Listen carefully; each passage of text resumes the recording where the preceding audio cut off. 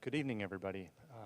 Glad to see a bunch of students here and some guests from outside. This is really a wonderful treat for us. I'm David Gill. I'm an instructor and faculty advisor with the Graduate School of Architecture. And it gives me great professional and personal pleasure to introduce tonight's esteemed guest lecturer, Jim Jennings.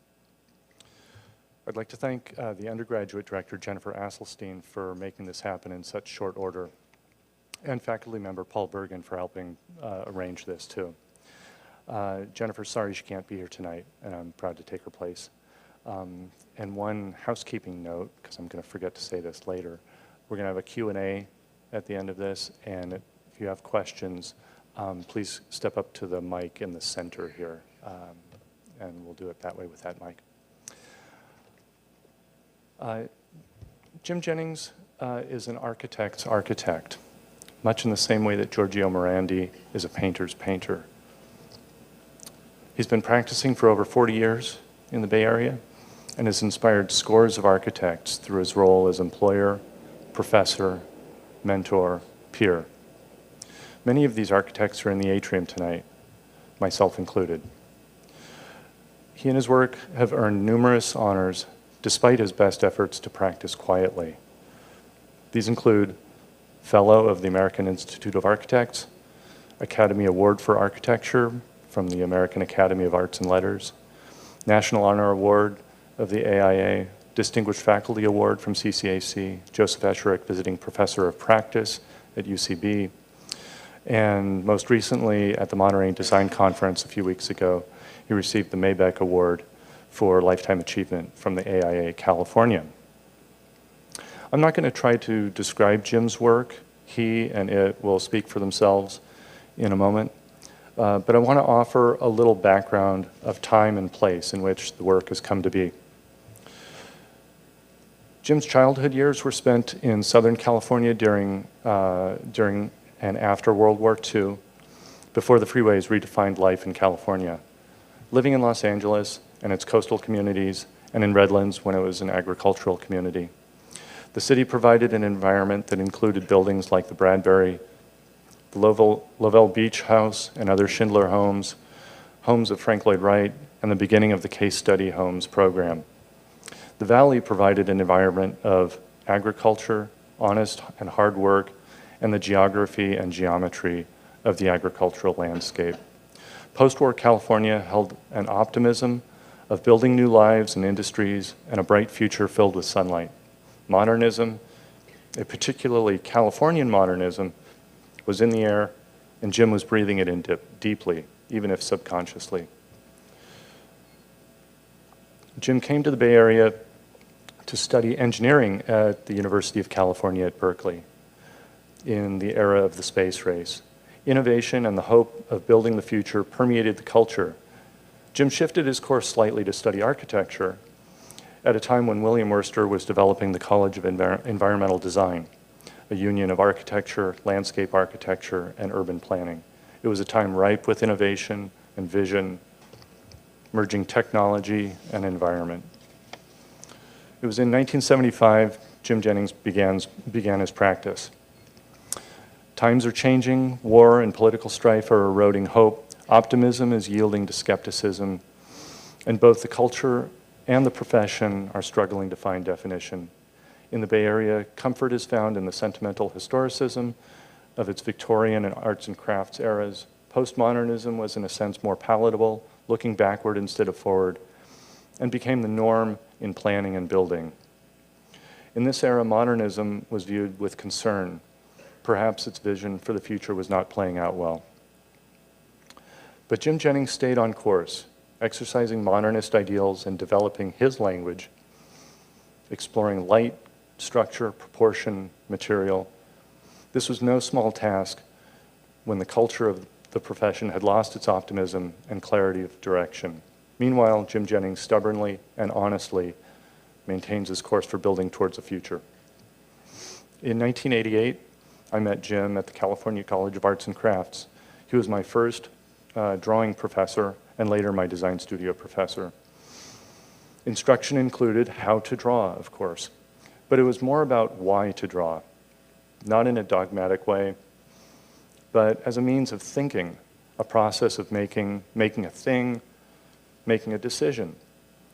One can't talk one's way into a design. One must embrace the making of design.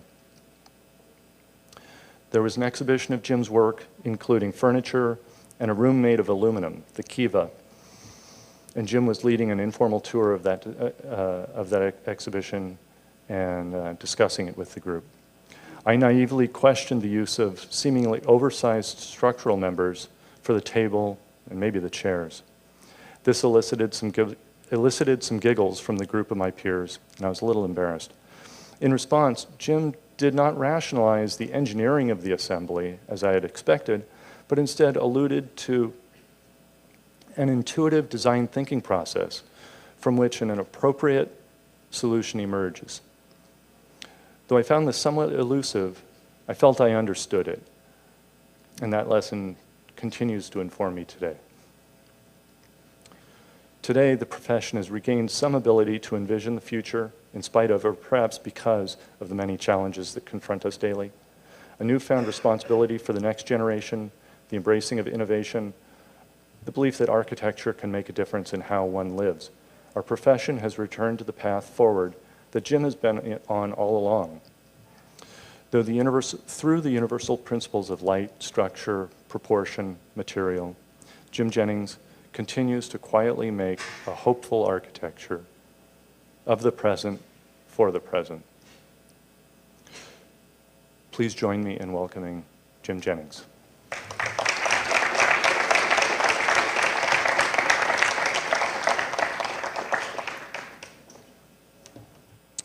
Well, thank you, David. You know, it's interesting, you mentioned the Bradbury Building and the Lovell Beach House. I don't know if any of you know that, but the Lovell Beach House is in Newport Beach on 10th Avenue, and I guess it's Newport Boulevard, Pacific Coast Highway. Not Pacific Coast Highway, but Newport, where it veers into Newport Boulevard. Before I knew anything about architecture, before I went to school as an engineering student at Berkeley, that was a place that we would always, that was a landmark. We would always park there when we went to the beach. Living inland and driving to the beach, that's where we parked. I didn't know what it was, but I knew something was going on. And I thought it was pretty cool, whatever it was. And the Bradbury Building, my grandmother was an RN, and she worked for a doctor when I was probably 3 or 4 years old. I remember going up the elevator in this building, and it was a Bradbury Building. And that memory has stuck with me ever since. So it all kind of adds up, I guess, in a way. So, I don't know what's going on. Here we go.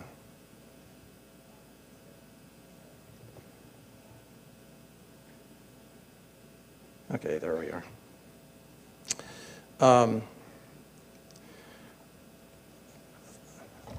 I'm going to show a bunch of projects, and there's not really a theme to this talk and what I'm going to say, but if there's a word that I would like you to keep in the back of your mind, it would be the word collaboration. And there are some examples of collaborations, and this is one of them, but what we do is a collaborative process in any event, whether it's with our clients or the people who build what we design, or the people that we collaborate with, as in this particular project. This is about a wall or a pair of walls, and essentially I'm going to use this little thing as a pointer because we don't have a laser pointer here. But this was designed for clients of mine who have a property in Sonoma County, the Oliver, Steve and Nancy Oliver, and it's Oliver Ranch. I would recommend that everybody make an attempt to go there and visit it. It's oliverranch.org, and you can sign up for tours. This was designed as a guest house, and it was designed about 10 years before it was built. The typical program for it was 2 guest bedrooms, each with a bath and a shared living room and a tennis court. And the problem was that this site, the site that was selected, no, I can't find the cursor where it is. The site was located on a hill, and if a building had been built conventionally in this spot, it would have looked right down into their front door of the main house of the property. So I came up with a thought about cutting through the hill. This is a crown of a hill, and it's basically an east-west orientation.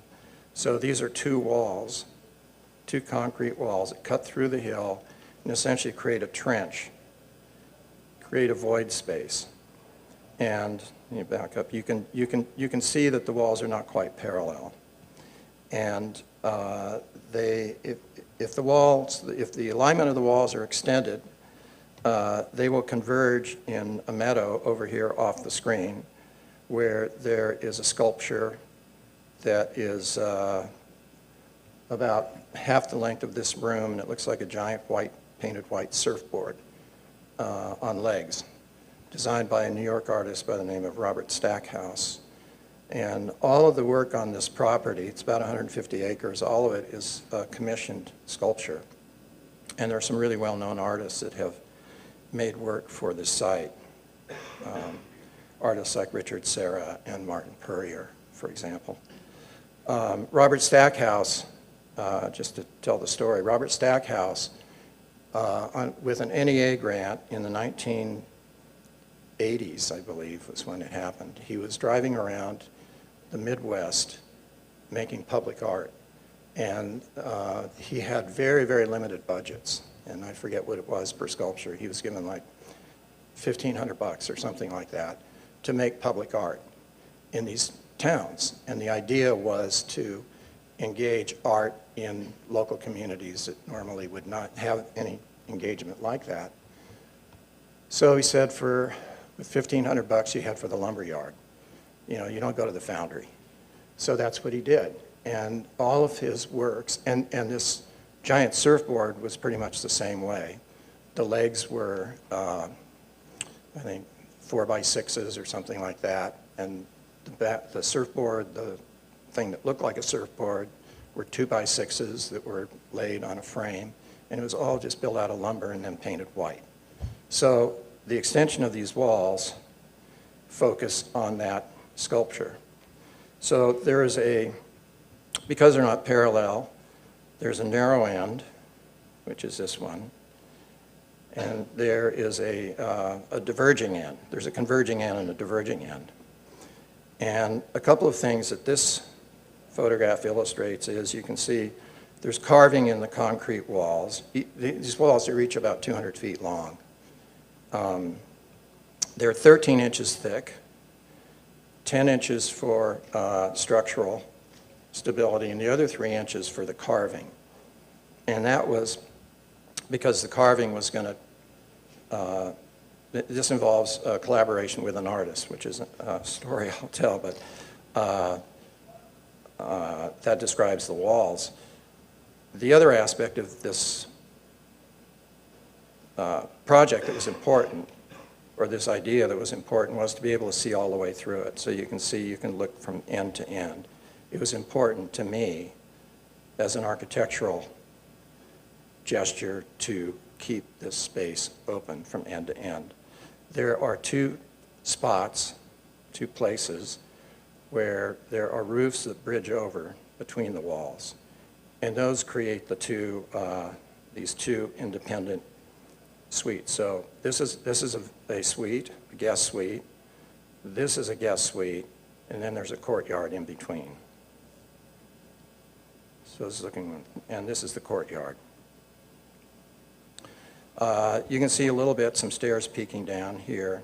This is an entry into the courtyard from the ground up above. And this is looking toward one of the guest suites. This is a bridge, essentially. It's stainless steel and aluminum, and so the idea is that this bridge is across, and then behind it is a roof which goes from bridge to bridge. There are two of these bridges at either end of one of these suites. And then the ceiling is pulled away, or the roof, sort of floating roof, which is wood slats in this case. And then the center, the idea of this was that everything had to be in the center and pulled away from the walls so that the walls were free, the space was free from end to end.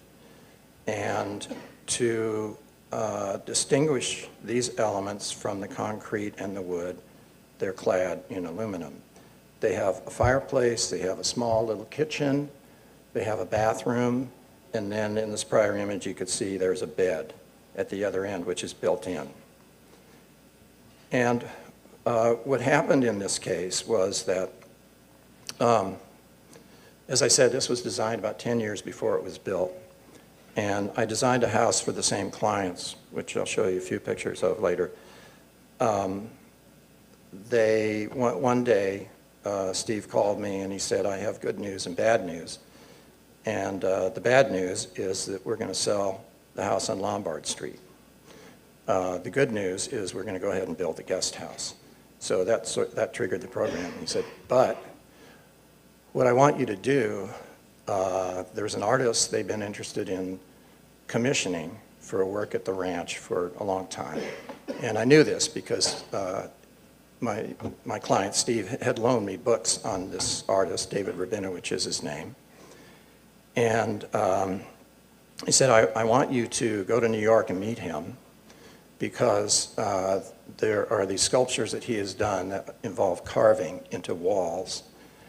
But the only one that exists is in his studio in New York, other than ones in France and Germany. They're all in Europe. So he wasn't going to send me to Europe. Yeah, so I went to New York. And so that's where this really turned into a collaboration, because one of the things that I realized was that once the walls became sculpture,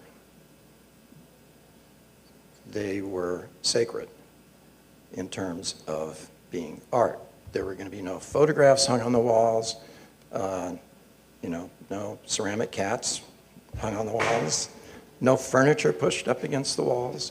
So in a way, I saw it as art put in the service of protecting architecture. So it's sort of the reverse of a museum where architectural space is created in order to feature art. So anyway, it was an interesting little twist, I thought. So this is just a view of as the building cuts through the hill, and the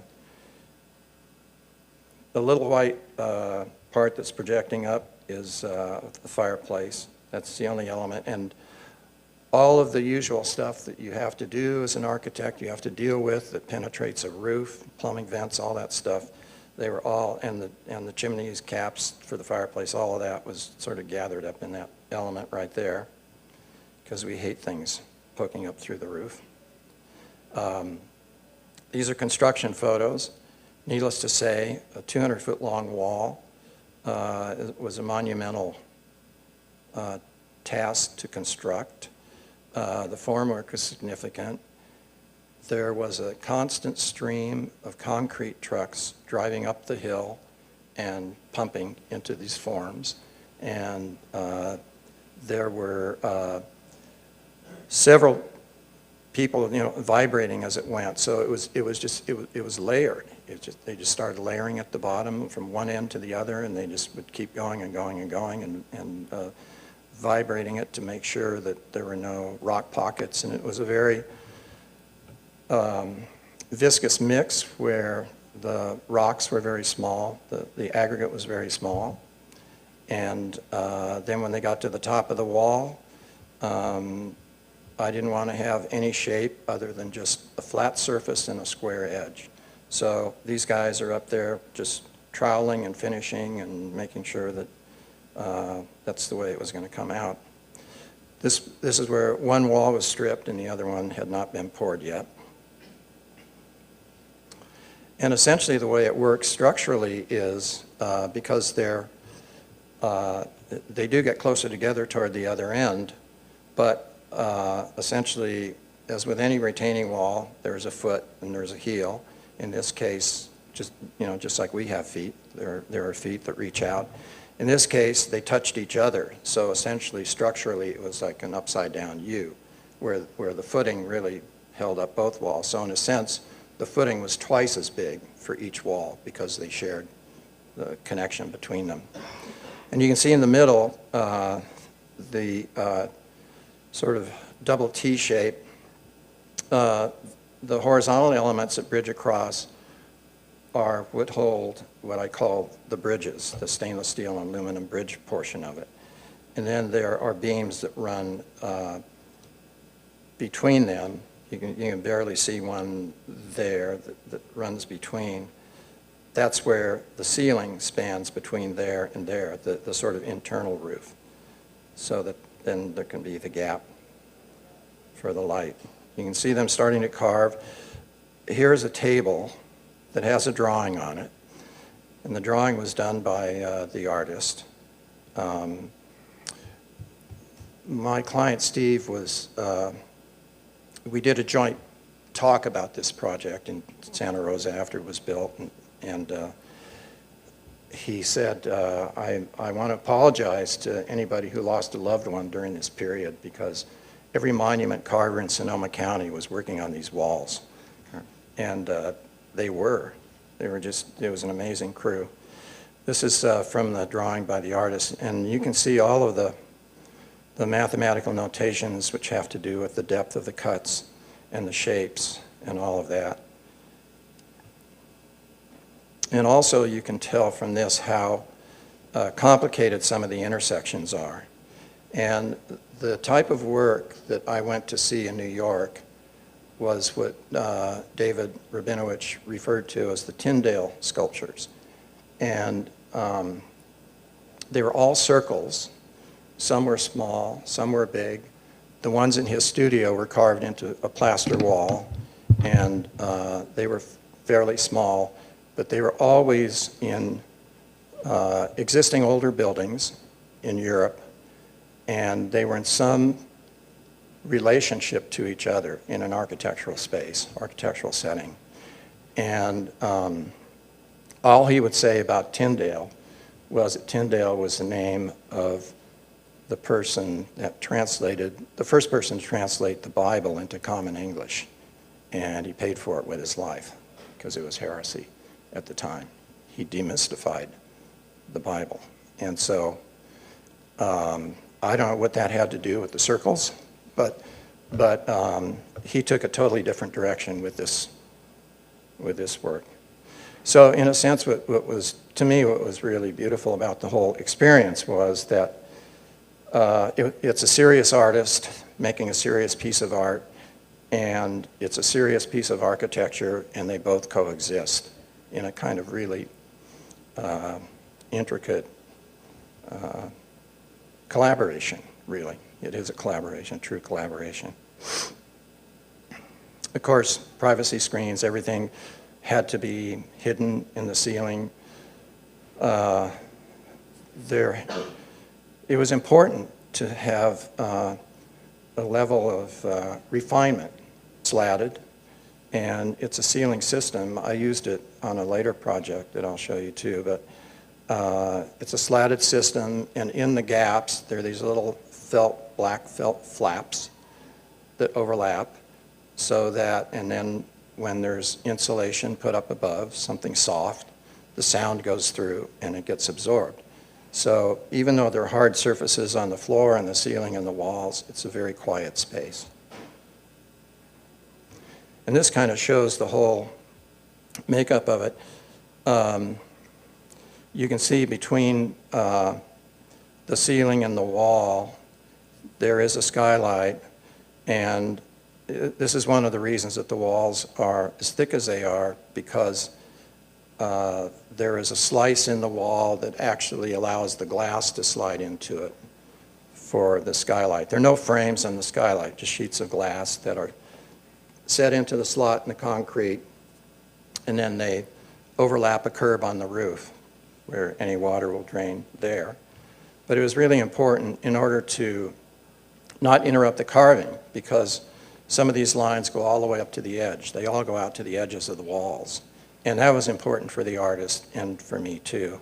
And the artist, he's Canadian, although this doesn't, no knock on Canadians for saying this, but he's eccentric as hell. And most of them aren't, I don't think. But in any event, he had never heard the word daylighting before, and I described the carving going to the edges of the walls as daylighting, and he was really taken with that notion. So you'll also notice that there are steps. So what happens is with the, and then this is the aluminum. This is looking into the kitchen element. The fireplace is on the back side, and then the bathroom is tucked in here. So this is a little 6-foot wide aluminum block, a little building that sits inside the building between the walls. But the floor is stepped, so that the walls are not parallel, and the floor steps down when it gets to the converging end, and it steps up when it gets to the diverging end. So it's very subtle, but when you're in one space, you're in a space that's taller and narrower than you are when you're in the other end of the building. And in a way, and because it's focused on the Stackhouse sculpture down in the meadow, in a way it acts as a perceptual telescope, where that's the idea, that there's a visual anomaly or a trick that happens where looking at the sculpture through the converging end, it actually looks larger and closer than it really is. It's a weird effect. It happens, but also with things like this, it works, but you have to believe it at the same time. So, and then this is where the steps go down.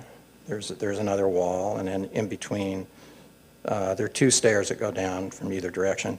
And then to the left, which is behind this little corten steel wall, it's a curb, really, just a step, and this is gravel. There is a room down below. It's just a concrete room, and it has everything in it, the water heater, the mechanical system, a washer and a dryer for the guests, and storage and all sorts of things down there. But this is all that shows. And there is, in the face of this at the other end, there are 2 little holes in the corten steel, and that's where air intakes and vents and so forth, so that took care of all of that. And then, of course, inside the steel is a very dense screen to keep things from crawling in there. You know, they do have rattlesnakes on the property. So that's entering the courtyard.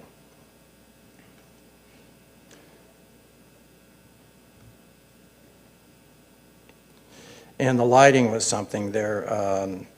I'm not really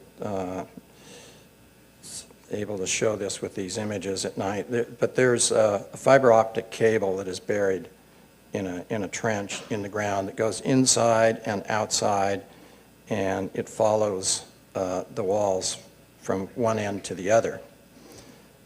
And then there is lighting that is hidden up in the slots, which you can see starting to glow here.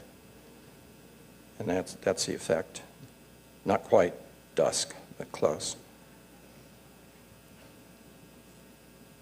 So it's all about the wall. And it's about the space.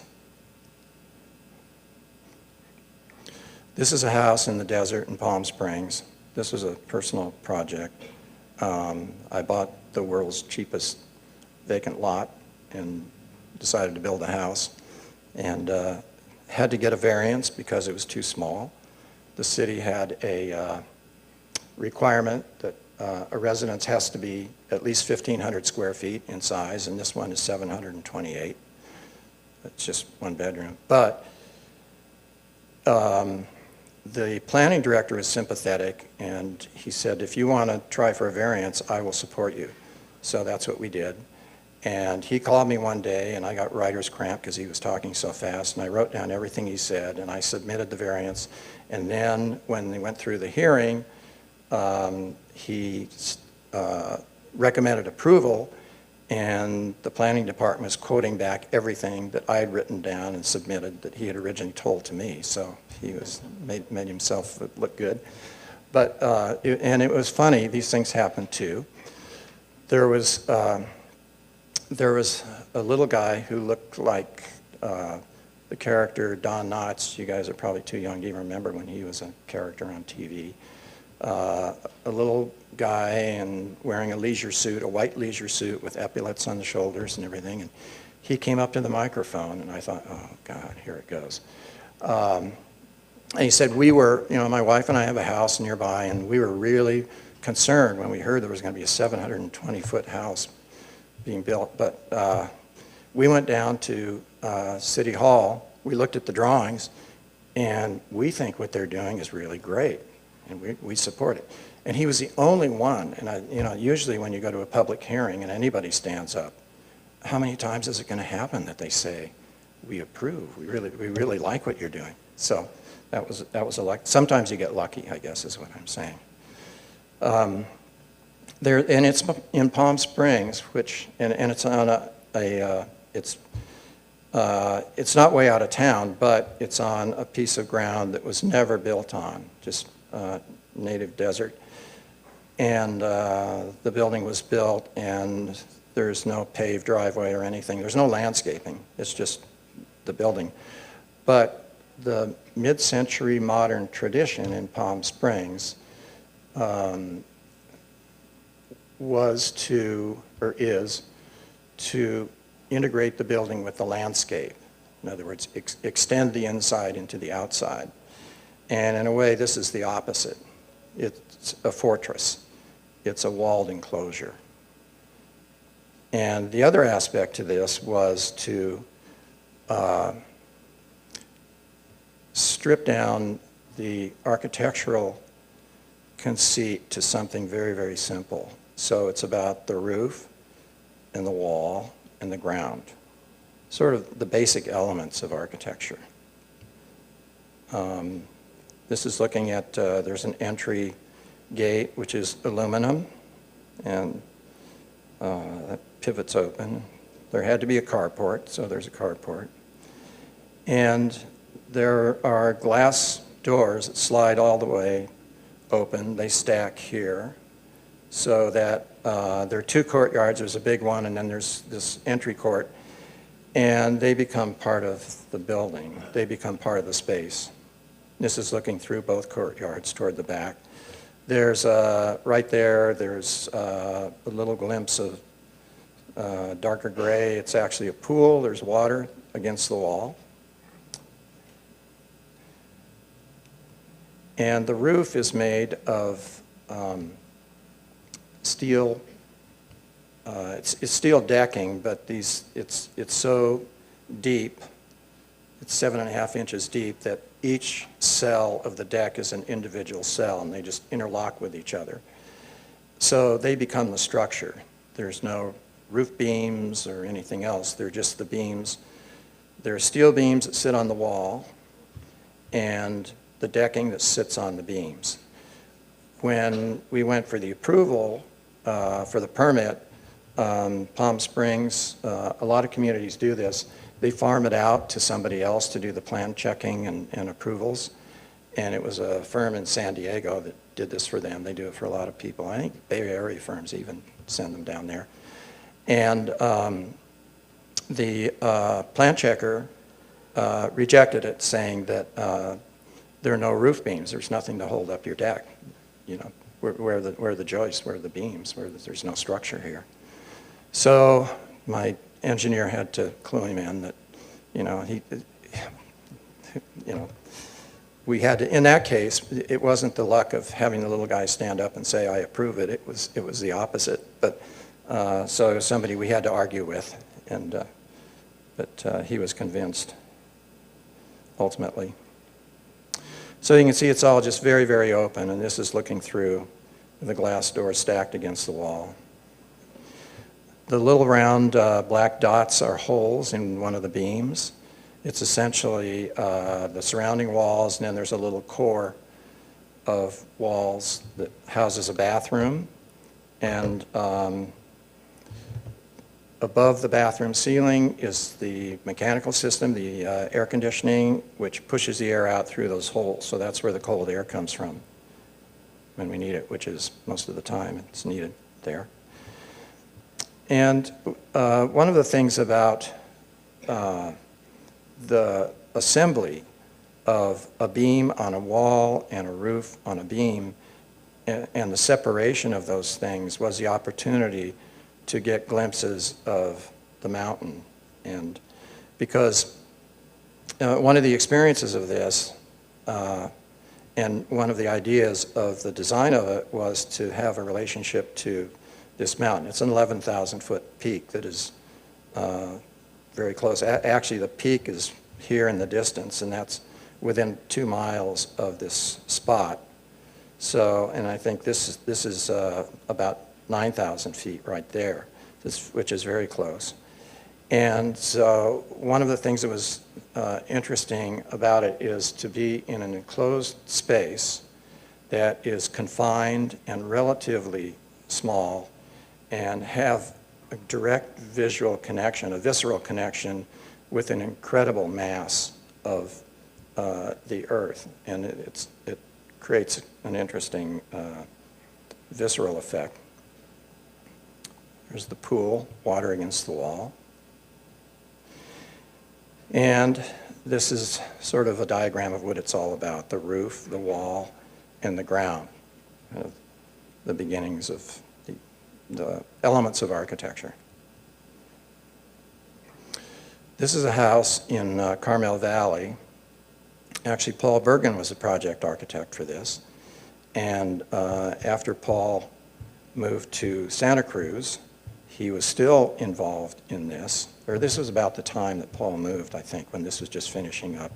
And there's another project that I'll show you at the very end that Paul participated in, even though he was in Santa Cruz by then.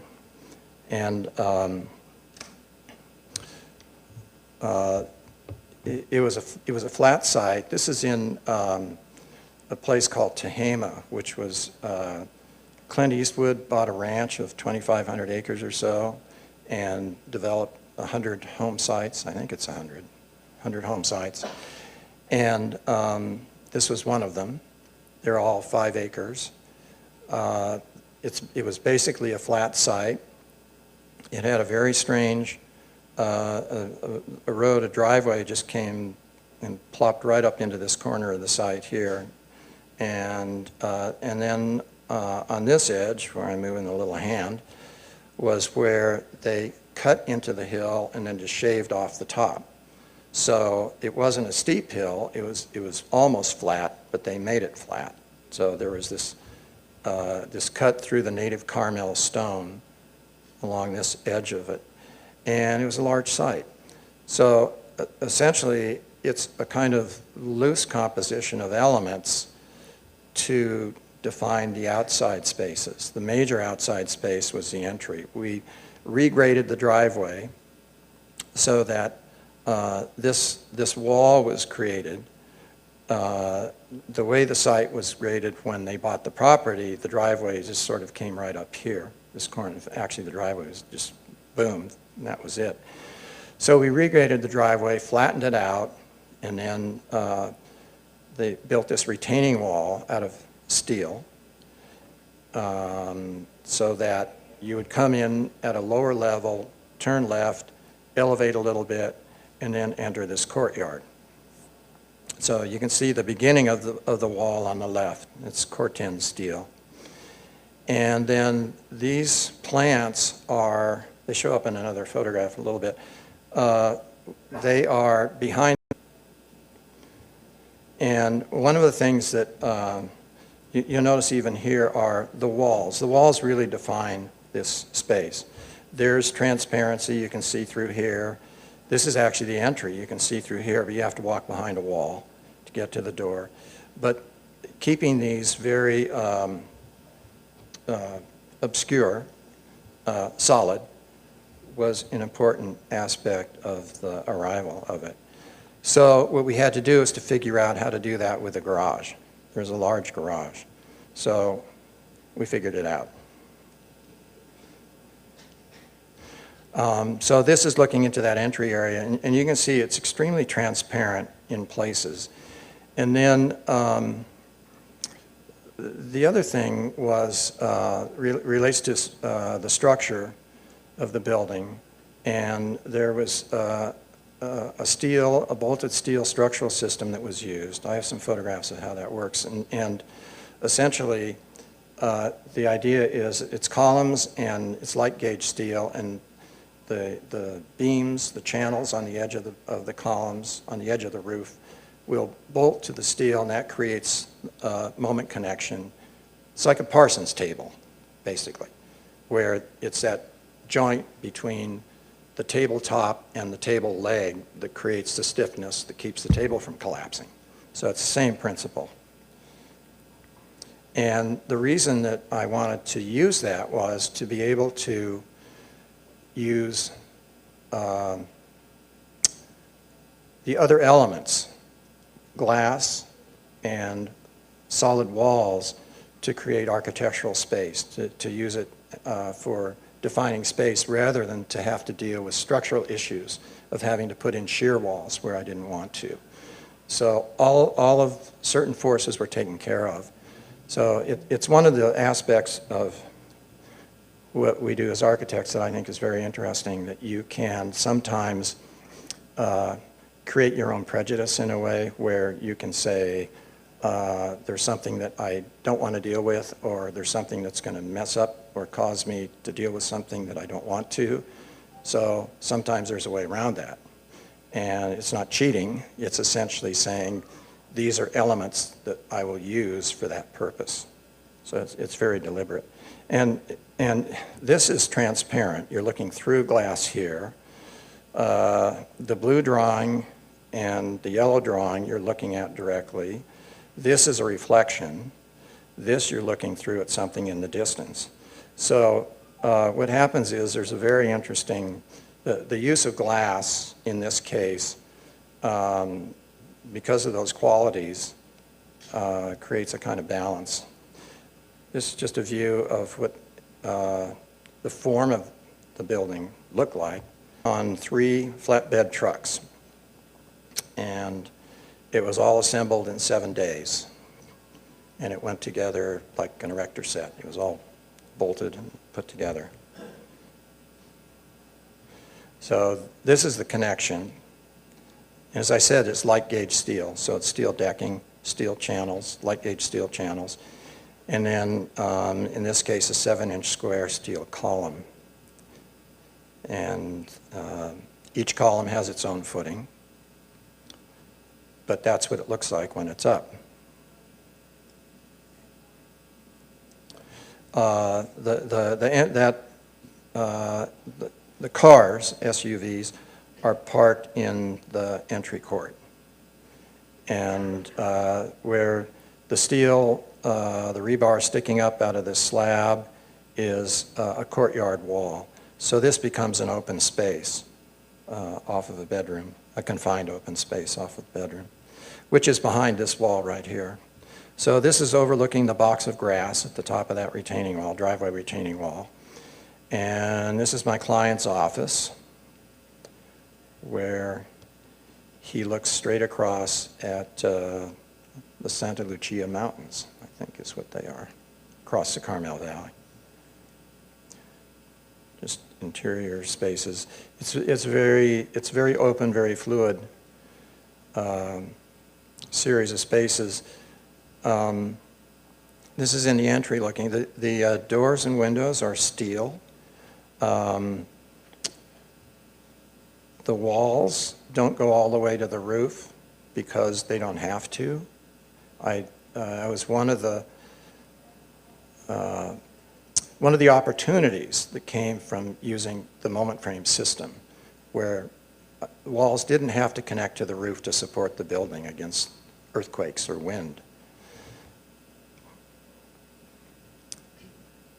And speaking of wind, this wall right here, this is looking through the entry and then through the other side of what was a large gallery space and toward an oak tree. We got a call one day, Paul, I'm sure remembers this vividly. We got a call from the contractor saying, I think you guys had better get down here. We did, and we walked into the house. We walked over to this wall. I think it was probably that right there, or maybe that one right there. And they reached out and they pushed on the glass, and it probably moved about 2 inches. I might be exaggerating, but it was just like, wow, wow, wow. And we found out that the glass company, steel glass company, glass supplier, had calculated 0 for a wind load. You know, if you've ever gone sailing, you know the wind is a powerful force. And you read about hurricanes, you see trees down and all of that. We know what a powerful force it is. And 0 wind load. So, needless to say, they had to do a lot of retrofitting on their dime. Glass came out, steel got welded, got repainted, got refinished, glass got put back. It was quite an ordeal, but one of the things, going back to this, their engine element, once it's attached to the steel, essentially like a horizontal, like a blade, a flat bar of steel, that has to continue all the way across. So they were forced to do a little extra to make it right, but they did. And it's looking into the kitchen. Part of the idea of the looseness of the planning was that elements could come into the building. In this case, the landscape could come into the building. In this case, the building snugged up against, this is the cut of Carmel stone. So it created a view from a bathtub. And this gets lighting on it at night, and this is one of their favorite parts of the house.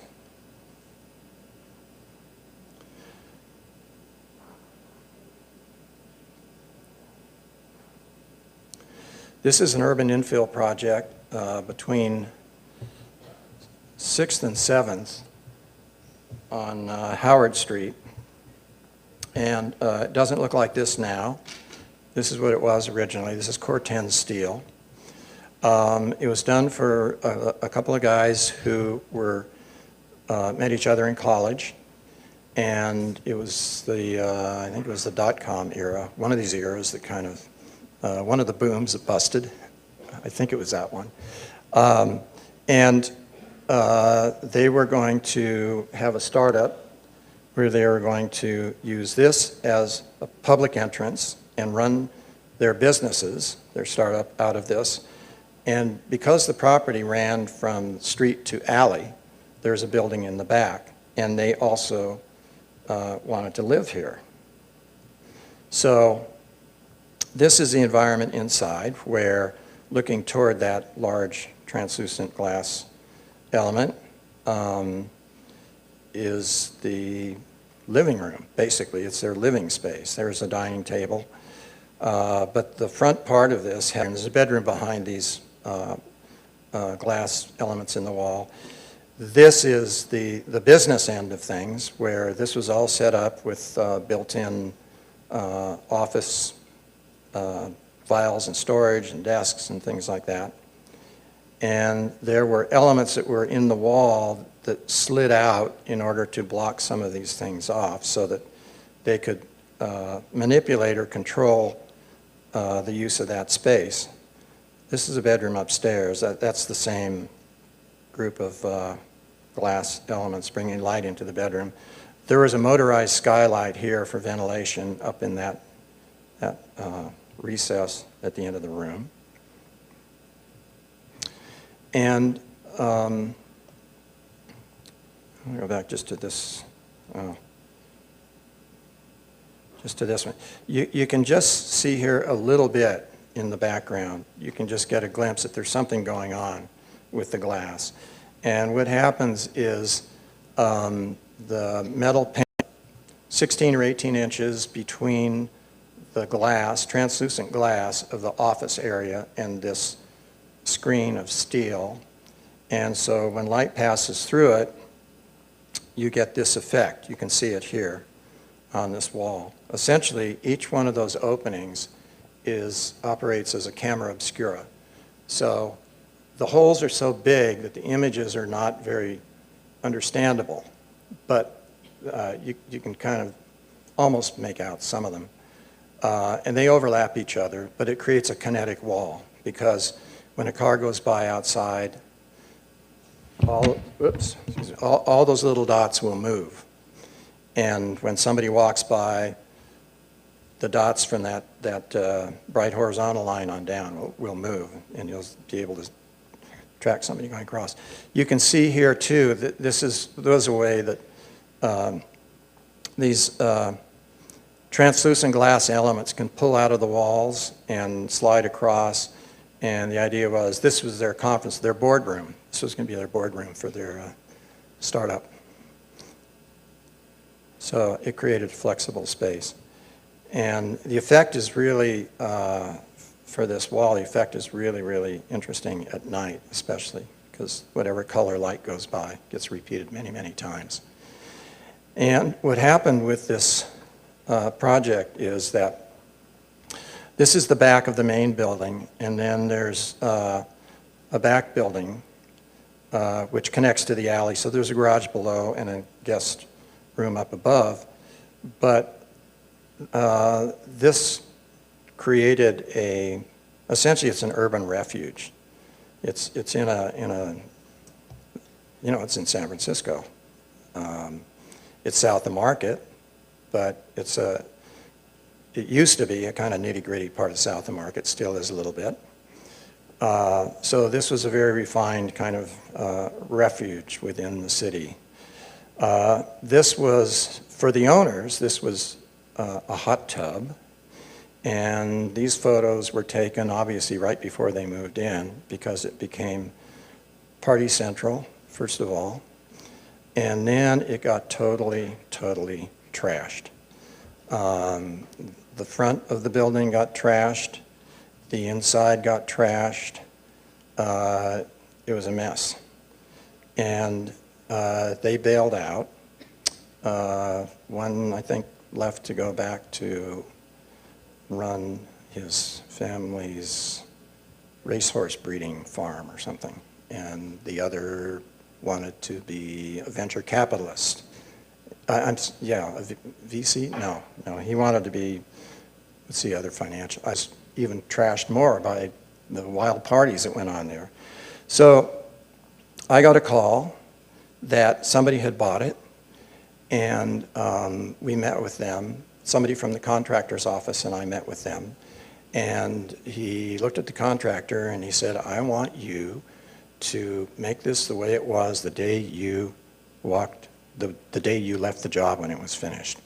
And he turned to me and he said, and I want you to tell me what to do to the front of this building, and whatever you say, that's what we'll do. So we replaced all of the Corten steel with stainless steel. That was the big one. And what was interesting was that the reason that they bought this property, that they were attracted to it, was because of that kinetic wall. And he said, the one thing, he said, we saw that and we were so blown away, we wanted to be here. We didn't want to be in Pacific Heights or somewhere. We wanted to be here, even though it was south of Market. And, but he said, if you, when we proposed the stainless steel, he said, you had better be sure that that wall is going to act the same way. I don't want you to screw that up by changing this material. So, of course, it wouldn't have changed the material. Or the material wouldn't have had any effect on the optics of it. So, but he had to be convinced. So we put up a sample panel, and it operated the same. He said, okay, all right, you can do it. So that's what it looks like now. So if you go down Howard Street, you can see it on the left. I think they've added something. There might be a little camera or something there, to security camera or something. I don't know. But anyway, this is what it became. This was the house for Steve and Nancy Oliver on Telegraph Hill. It's 340 Lombard Street. Not owned by them anymore, because that was the bad news part of my phone call all those years ago. So on Lombard Street, there's a gate, translucent glass gate, and this is a garage door. There's a driveway that goes down, and there's parking in the basement. But you walk in and down some steps, and then there's a courtyard in front of the building on the main floor. It's essentially, the basement is just parking. And we park quite a few cars by putting in a turntable. So you drive down. It's not big enough to back up or turn around, but so there's a turntable. And the cars can drive down and rotate 90 degrees, and they can tuck into a couple of spaces, so that's the way it works. But it's also, there are a couple of bedrooms downstairs, and it's very flexible. There's an outside entrance to that. There's one of the bedrooms actually is a bedroom by virtue of a Murphy bed, which when it's pulled up, it has a kitchen, and this whole thing can be like a one-bedroom apartment. The house really begins there and goes up. And you notice the cylinder, which is, it's about 60 feet tall down to its footing, because it goes to the garage. There's an elevator here that goes down to the basement where the garage is, and it goes up to the master bedroom floor and study floor, which is up here. There are 6 fireplaces, all on axis, 2 on each floor at each end of this visual axis. And the architectural idea is that the spaces on either side of the cylinder are very, I don't want to use the word soft, but they're very domestic in a sense. They have maple floors, kind of soft white walls, and because these are art collectors, they had to, there was art hanging on those walls. And the thought was that inside of the cylinder, because it's a space of transition, you move through it, you go upstairs, the stairs wrap around the elevator has a crescent shape and stairs wrap around it. So within the cylinder, it's a space of movement. You're moving through it, across it, up and down, around in stairs. So everything within the cylinder is made out of steel, aluminum, glass. So they're all hard materials, and they're all, in a way, industrial materials. And everything in the living spaces on either side of the cylinder that connect to it are all more, I don't know, maybe domestic materials is not exactly fair to cats and dogs, but they are materials that would be expected in a more of a residential environment. This stair goes to the roof, which is all glass, and this is the bottom side of what you walk on to get to what's a roof terrace. And this is the catbird seat for watching the Blue Angels.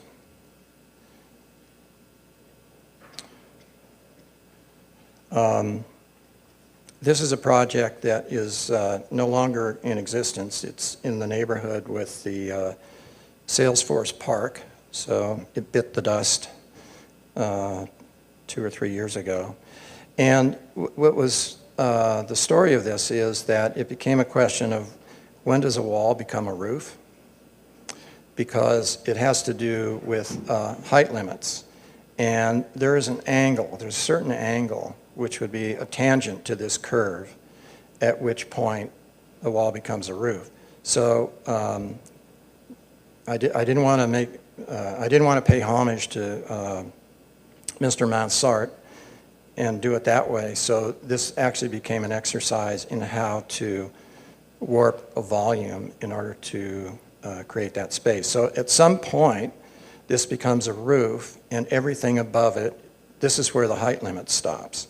And then everything else is the roof, so you can intrude on it. So it was in a way, it was kind of a game. And it was just using just a very limited palette of materials. In a way, it was a very simple project. And poof, it's gone. So that happens too. This, I'll show you a project that actually was lost in the fires, not this one. This image is of a house in Calistoga off of Silverado Trail, and on the east side of Napa Valley, and it's on a large piece of land. It's about 60 acres, but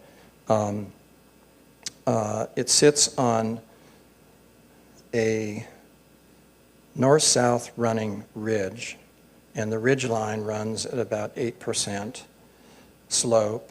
And this photo actually represents a lot about the building, which is that you can see the slope, and you can also see here the only window in the building.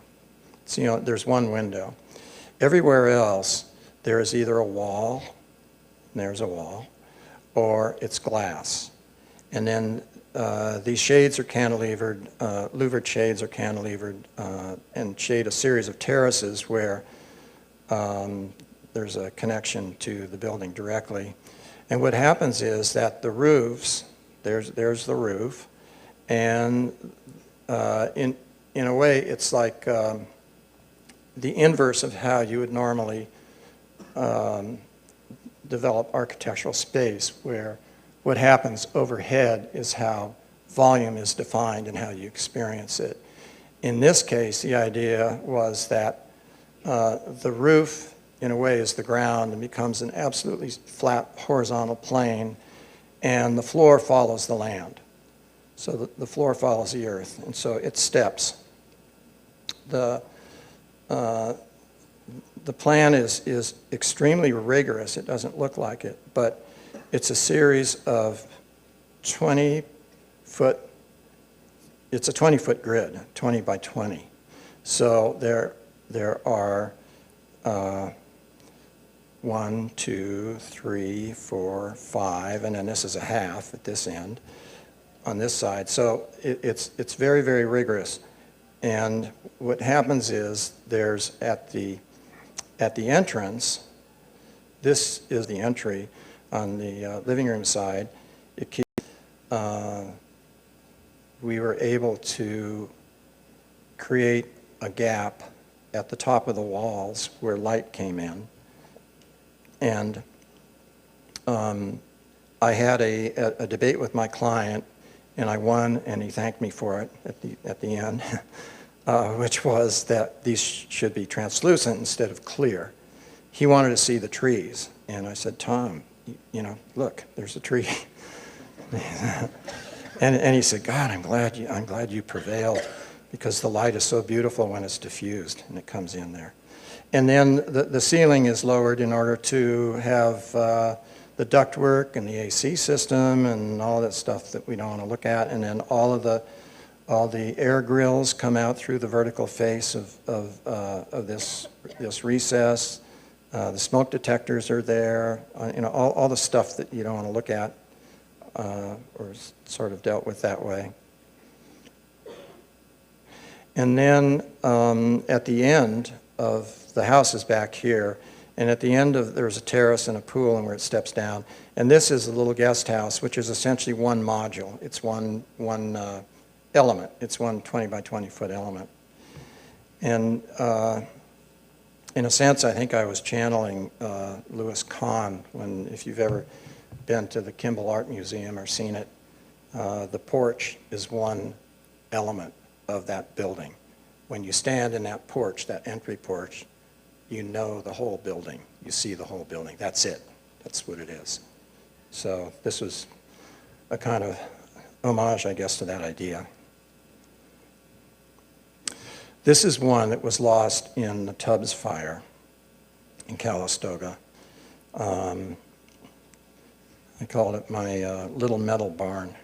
I mean, it was a little house that was 21 feet wide and 94 feet long, and sort of a little extruded Monopoly house form. But this was on it wasn't a small piece of property, but it had very, very limited area to build. There was a bench for it. But by making it long and skinny, the building really sits to one side. So it created a place to park, but then also this outdoor area here, which faced east. The building was made with open web steel joists, off the shelf, and corrugated metal. So it was a steel roof, but it's a wood frame wall. So it might be hard to see in this black and white photograph, but I think right there you can detect a very skinny horizontal line. That's a stainless steel cable which holds the two bottom points of the triangle together, the trusses. And that's marine hardware. So essentially that's from a marine supply or yachting supply place. And of course they have the fittings, they have the turnbuckles, they have all those component parts that can get used. And so that's what we did. And they're all rated, there are structural load ratings for those things. So we use that for the horizontal ties. This is a house in the Oakland Hills. My client, graphic designer, who's still on the graphic design faculty at CCA, lost her house in the Oakland Hills fire. And it's a very steep site, and there's a road up above. The house she lost was a very typical house from the 1970s, which was a wood frame building, probably plywood siding. Has an incredible dynamic view, or a view from an airplane kind of dynamic view, where all of the rooms were lined up in a row, and they were all sliding glass doors. You line up a bunch of chairs because you can't sit and talk to each other, right, if it's only that way.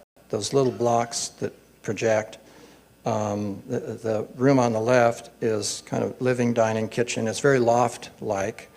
And the kitchen elements are in those little aluminum projections. And then the other side of it is a garage and a studio for her, which is here. And that's her studio.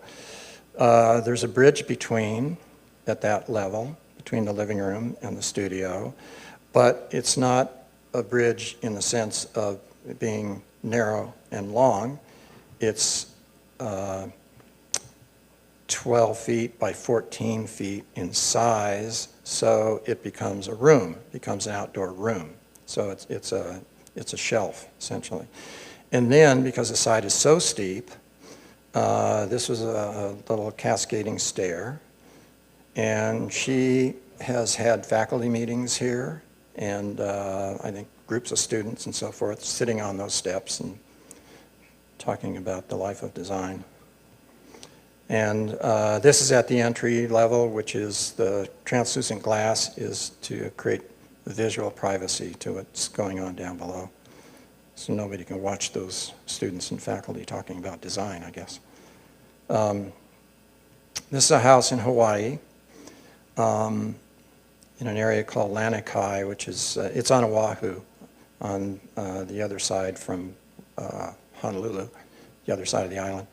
And I designed a house for this client in Belvedere on the lagoon. And there was a house on the property. She wanted to take it down, do something really contemporary and cool. And we designed one, and going through the process, all indications were that the planning department and the planning director would really support it, and which was true until the hearing. And then it got shot down, and he did a 180 and said he thought it was terrible, even though he told me privately that he thought it was good. So sometimes that happens. Actually, it's only happened to me once. Anyway, she was so pissed off that she sued the city, and she lost, because they can do whatever they want for whatever reason they want when it comes to planning, when it comes to design review, I should say. And so she said, fine, let's do a house in Hawaii. And so she pulled up stakes and bought this property in Hawaii. And this is one that Paul was also the project architect on the project for. This was an early model. The dark gray elements are screens that you can see here. These two screens are fixed. These screens slide. So essentially, there's a master bedroom up here, there's another bedroom up here, and there's a very large volume in the middle, which is the living room, dining room, and then there are two staircases, one at either end, that lead you up to the bedrooms. And the screens, it's essentially, the building stretches out across the whole property from edge to edge and becomes a climate control element. So for example, when the breeze is gentle, the screens can be closed, or the screens can be open, and like this, and air is just moving through, so it's very open. If the wind picks up and it's too windy, there's a layer of glass, there is a layer of screen, and there is the layer of shade, which are these teak sliding panels, trellises. This is looking out through the kitchen, through one of the trellises. I call them trellises. They're like vertical trellises. And then here is where the glass and the screens all pocket into the walls. So they get completely out of the way. So it can be screened and shaded. It can be glass and nothing else, or it can be glass and shaded. You know, there are different ways that the building becomes an instrument to modulate the climate in the space behind it, the courtyard behind it. This is just looking in the entry, which is screened with lots of planting.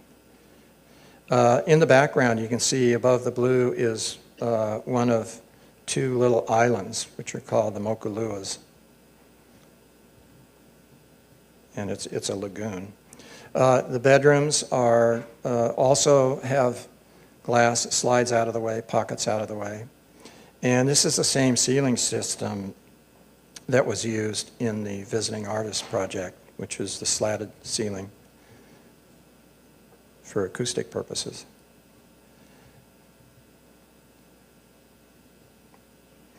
And there's one of the islands, Mokuluas, the edge of the lagoon.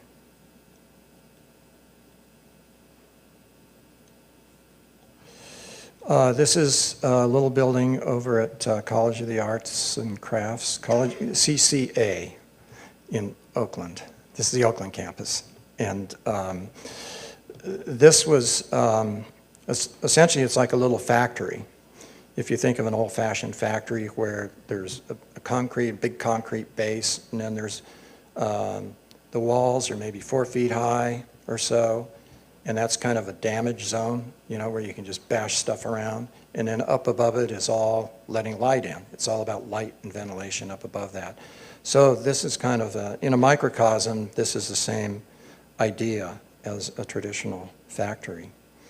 And the story of this particular building is that the president, Neil Hoffman, was the president at the time, and they were trying to figure out what to do about balancing their space needs for drawing studios and the glass department and sculpture departments, which are side by side in the building directly behind this.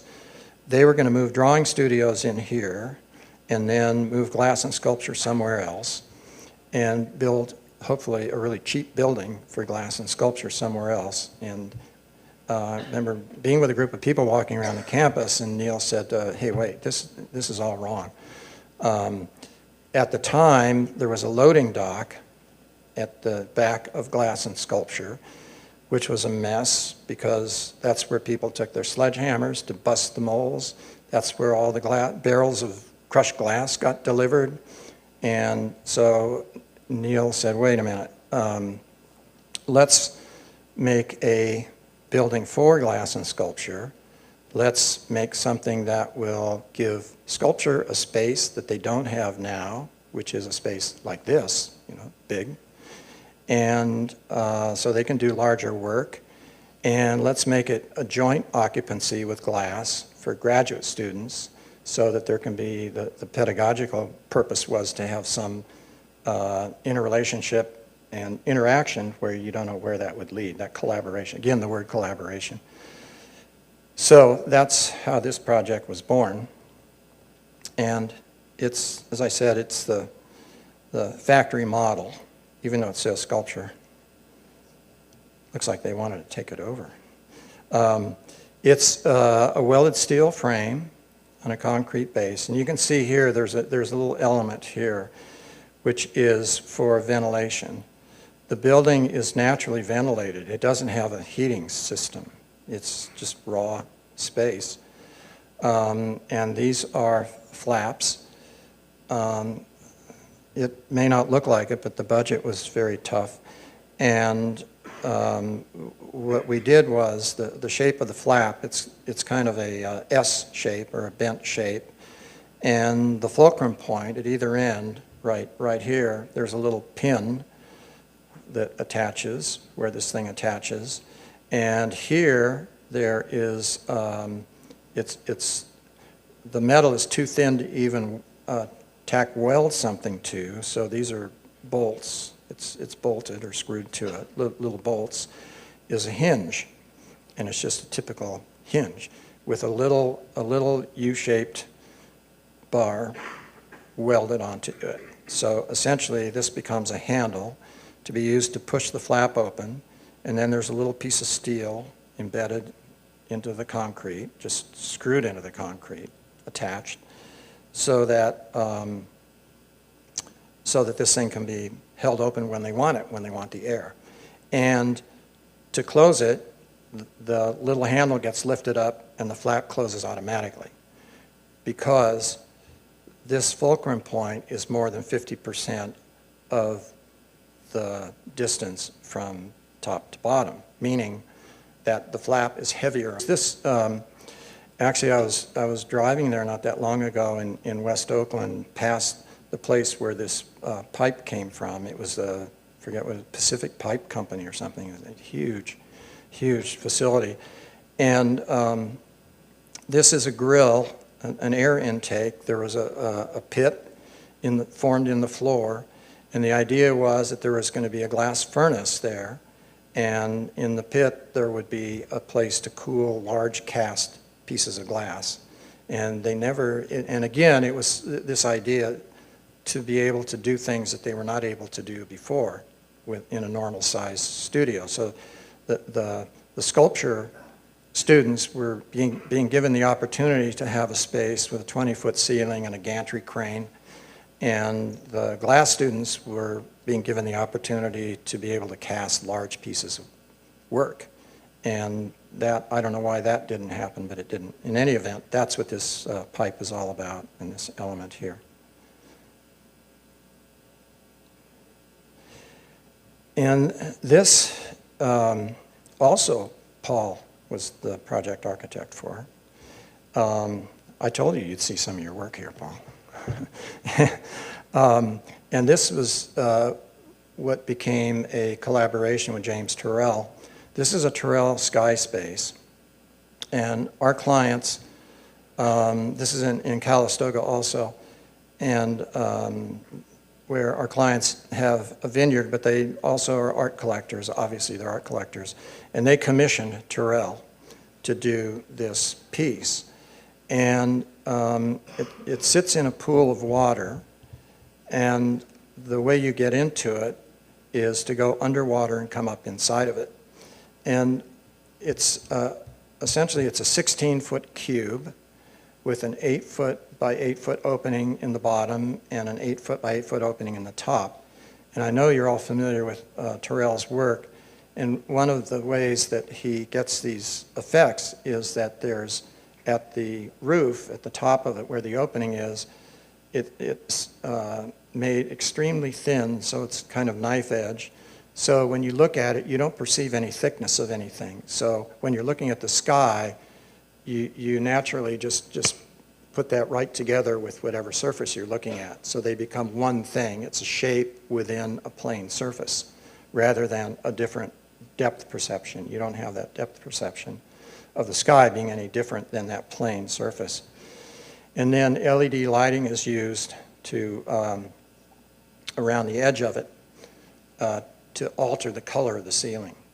And that way, and it works as dusk becomes dark and as dawn becomes day, I guess would be the way to say it, both ends of the spectrum. And what happens is, because the colors change and your perception of color changes, then what Terrell does is, with a computer-controlled LED system of controlling the color, then you have a perception that the sky might be purple when it's really gray, or it might be kind of greenish, kind of yucky green when it's not. So it's a really interesting thing. So he's always been dealing with perception and using color and using this device of making things very thin at edges in order to create that effect. Well, what he had done was there was just the pool and the sky space originally. And I was brought into the picture by Tom Leader, who's a landscape architect in Berkeley. And there was no architect involved. It was just Terrell. And there was, where this thing is, Terrell had designed a pavilion for them because they wanted to have an outdoor dining pavilion. So he designed this thing that it was huge. It was just this enormous, big, blocky thing. It would have made Joseph Stalin kind of happy. It was really pretty. It was awful. Anyway, so we had a meeting, and I suggested that what we should do is we should take all of this stuff that's in there, bathrooms, change rooms, kitchen, all that stuff, and just get it out of the way. Because the purpose of this was this, the visual purpose of it was to have the sky space, this image really captures it, the cube floating on the sheet of water was the focus for the whole thing. So why would you put this big honking thing in front of it? So I made the suggestion that we do something that would maybe create some shelter and get the bathrooms. So that's what these became. And he liked the idea. This turned out that it was, he's done a series of these now that are open-sided, but this was the first one. Actually, our client, Norman, was telling me that recently. He said that this was the very first one that he ever did that wasn't totally enclosed. So there's the 8-foot opening. It's basically a 30 by 50 foot plane surface that's held up by 4 little columns, 4 steel columns. There's one of them right there. And so what we did was we used the walls inside this bathroom element to create the shear walls. And it's just wood frame construction and plywood to create shear walls so that the forces, the lateral forces that would be coming from the roof would be transferred down into walls that would be embedded within this bathroom that would resist the lateral forces of wind and earthquake. Then this long, skinny element is a trough with LED lighting. And we have a colleague, Dan Dote, who is a lighting designer, and he developed the lighting for this, for Terrell, but it's a state-of-the-art. At the time, it was state-of-the-art. I'm sure it's not anymore. State-of-the-art LED system that was Canadian. And we did a mock-up in our office, and our office is 62 feet from one end to the other. And this is I don't know, 2/3 of that distance, not quite, a little more than half. And we tested it, and Terrell was there, and the LEDs were able to be controlled, the beam spread, all of that stuff, that even from directly below to a certain angle, the lighting was very uniform. And it went a long, long ways. It went way, way beyond the 60 feet. When they fired this up on the site, it actually was lighting up the trees across the vineyard on the other side of the vineyard. So it was a very powerful lighting source. But it was successful in Terrell's opinion, and so that's what it became. So here you can see it. It's a separate little element, and it just puts the light up onto that surface. So it became the sky space, which is the cube, and then what was referred to as the sky plane, which is this overhead roof surface. Behind these roll-up doors is a kitchen. It's built by a commercial kitchen company in San Francisco that does restaurant kitchens, so it's all stainless steel. And it just kind of sits in quiet harmony with the sky space. This is, it shows a little bit of the light, the effect on that surface. And it just, there's a subtle glow of color. And that goes through the same progression of shifting, changing color and intensity over time, very, very slowly.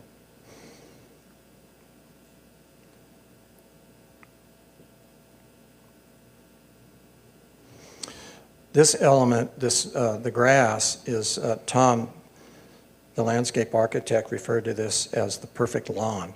And it is an absolute flat, not level, it's sloped. It's an absolute flat surface from one end to the other. It had to be, perfectly graded and installed and all of that. And this, the little bright light is, they have a lot of art, and they needed more space for art. And of course, there's a big hillside here, and that's how they do wineries. You drill a cave, right? And so that's what they did. They drilled a cave. Cave for art became a gallery. So this is not a residence or an arts project, but in terms of collaboration, this was done with Smith Group, and it's one of the labs at UCSF. It's the cardiovascular research building. And there are 3 floors of labs, and then the part up here with the little round windows is a floor we don't like to talk about, but that's where the mice get experimented on and so forth. There are offices in this block. There are offices, a level of offices on every floor. There are private offices around the perimeter, and the reason for the grid, the sort of pixelated grid, is that there is every office has an operable window, and it's all done with what's called structural glass, structural glazing, so that there's no frame that's visible on the outside. It's just glass to glass, and you can see the attachment, the sort of the line of sealant where it attaches, but there's no physical frame that projects from the joint of the glass, and yet some of them open, and that was one of the first times that had been able to be done. In the middle of this block is a stair that connects all the offices together, and a big skylight that brings light down into the ground floor where there are conferences and things that happen. This is just looking at the lobby, the elevators. There was a really cool moment during the project when I was in the Smith Group office, and it reminded me of a lot of the other work that I'd shown you as far as just getting right down to making everything as really makes as much sense as you can out of it. And Bill Diefenbach is his name. He was running that studio at the time. And I were talking elevator cab details. And it was fun. It was really fun. There's an atrium. There are a series of shelves, really. It's a little bit like this, where you have studios that can look down into this space. And these perform a similar function in that researchers come out of their labs. There's lounge seating, there are whiteboards, there are tables. And the whole idea of this project was to make sure that there was a lot of contact and interaction between scientists. They sort of work alone, but the brilliant things happen when they talk to each other. So this was just a big part of it. And this was a large conference area, presentation area. And one of the things that the Smith Group did a lot of labs, and one of the things that Bill told me really bothered him was that they would, typically, whenever anything happened, a conference, anything, they would put up easels. They put up these little easels with posters, and they would get these tables out, like for, I don't know, for like a PTA meeting or something, you know, that fold the legs out, Formica tables. And that's how they would set up this area. So we took the opportunity away from them. There's a stone floor. So all of these elements, there's a stand-up table where people can stand on either side and talk to each other or put their lunch there. There's a table where you can sit down like a conference, places to sit. So we essentially made something sculptural out of the floor and took away the opportunity or the need for them to muck it up with other things. We sort of gave it to them as a gift, so they didn't have to figure it out how to use that space. This is the bottom of the stair, and around the edge of it is the walking area, the circulation for the offices. This is the bottom of the stair looking toward that conference area, looking up the stair, and it connects to those 3 floors. You can see the large skylight up above. So the idea was to bring the light down, but also by wrapping it with glass, one of the things that they were very, very keen on was having everything be transparent. So you can look across this space, you can see people walking around. They wanted that. They wanted you to see people moving on the stairs. So if you saw somebody, you wanted to, oh, I need to talk to that guy. You know, so that was really the point. So the glass played into it. This was a project which is at Italian Cemetery. It's a mausoleum. These were the first 3 steps. It was an odd site. It was very long and narrow. Typically, these buildings are corridors. They're double-loaded corridors, burial spaces, funerary spaces. And so these are organized around courtyards. The center court is the one with the big glass cube. The others are, behind the walls are a cluster of skylights. So they are courtyards with the spaces around. Entry leading into it. This was taken before these walls got covered with names and plaques and flowers and all the rest. This was at the very beginning when they had just finished it. So this was the center courtyard. And at the back, the thought here was that there was this connected to the courtyards, and it has a wall at the end because it's only 3 modules long. This will eventually be 9 modules long. So what will happen is this temporary wall will get moved, and there'll be another length of this put in that'll be the same length. And because the roof cantilevers and doesn't touch and it's covered with a skylight, there will just be additional elements of skylight put on there. So essentially that slot will go all the way to the end as a continuous opening in the ceiling, in the roof. Oh, yeah, and I'm going to show just a series of projects. Some of them fell by the wayside along the way, and I don't want to, wow. I didn't realize I was so mouthy. I'm going to go through this really fast. So a hotel in Napa, which needs a library, of course, and a spa, and hotel rooms, and projects in the desert, steel and glass, and a house in Palm Springs, and a house in Mill Valley connecting over to its hillside site, a winery, also one of Paul's projects, a winery which was going to be 35,000 square foot winery, 100,000 gallon winery in a hill with an elevator that came up to a tasting room, which that was at the top of the hill. A house in San Rafael, very open about bouncing light. This was all about bouncing light off of surfaces and onto ceilings, curved surfaces, flat surfaces. House in Pebble Beach, which is also Paul's project. The block, the cube, is a garage, cleverly disguised.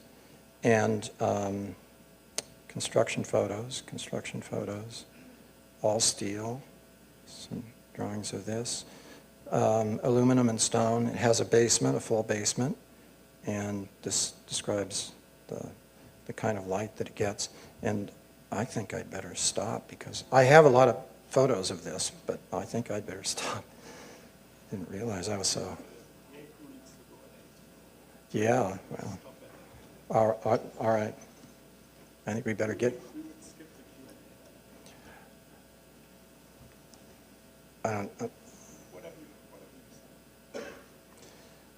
Well, let me do this. Let me see. How do we get out of this? Okay.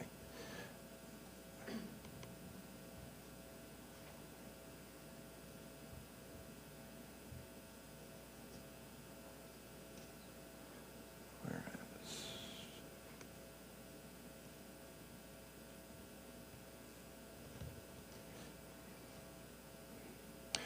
Okay, I'll go through these. I'll go through these quickly.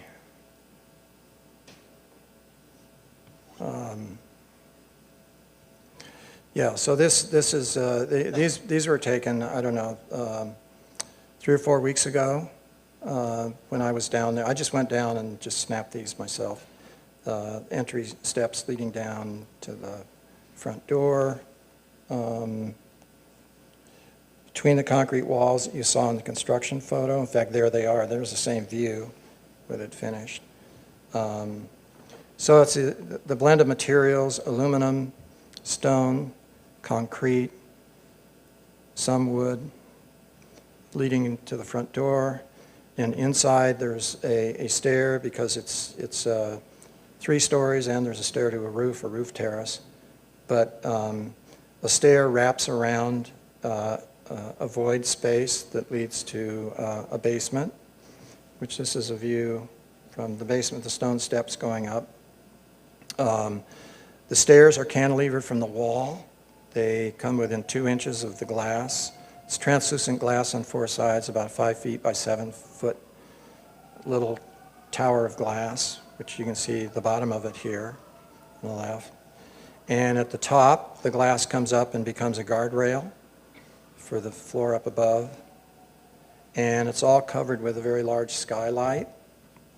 So it's kind of a light gathering element. And the glass has interesting qualities. A lot of looking at glass samples before this one was settled on because it's not very opaque. There's a really interesting translucence to this. And lots of interesting light effects and just compositional effects as you sort of move around through this space. And that wooden element is an enclosed powder room, bathroom. And you can see how this is geometrically very rigorous. Those are 3-inch pieces of wood. And they wrap that cube, but you can see how they peel away in the same, every other one becomes part of a guardrail for that element of the stair. The materials show up throughout the building. The same translucent glass is used in a bathroom, for instance, and then the concrete wall forming a courtyard. The basement, the wall of the basement is outside of the wall of the house above, so that's where that earlier photograph of the concrete walls was taken. So downstairs in the basement, it's flooded with light.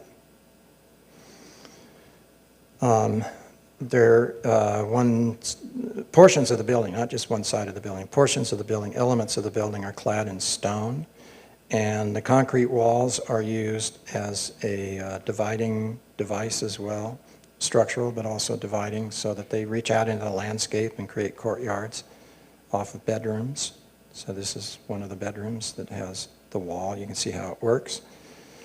And this is the side of the house that is stone. There is a shelf that's about a 12-foot wide window, a huge piece of glass. Can't really see it very well, but there is a shelf that crosses that glass. It doesn't have any supports. It goes wall to wall. And that's for just entertaining purposes.